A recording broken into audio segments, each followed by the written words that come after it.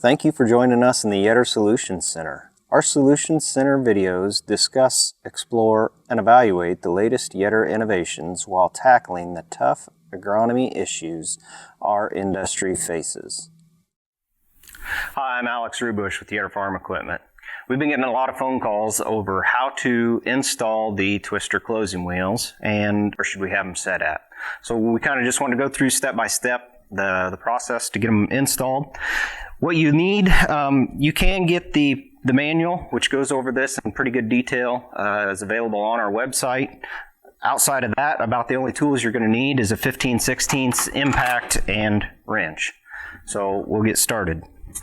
After you have your old closing wheels off, you want to be sure to save the original hardware. So save your bolt and nut and the bushings.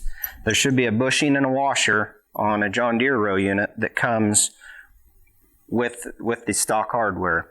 Now, that will vary a little bit from row unit to row unit, what hardware comes stock, as far as a Kinze or a White or a John Deere, but you'll want to save that because we will reuse that.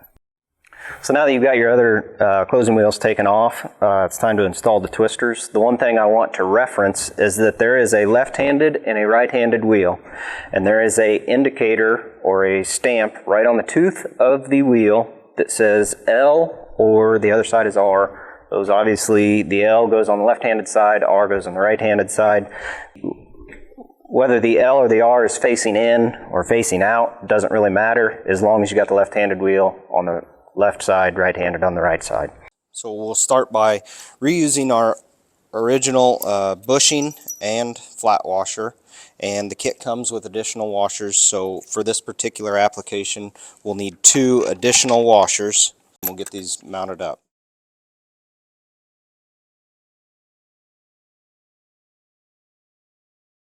Thank you for joining us today. Be sure to check out our complete Yetter Solutions Center playlist at YouTube. And as always, we're here to help you find profitable solutions for your operation. So, if you need more information or have a topic idea for a future episode, drop an email to solutions@yetterco.com.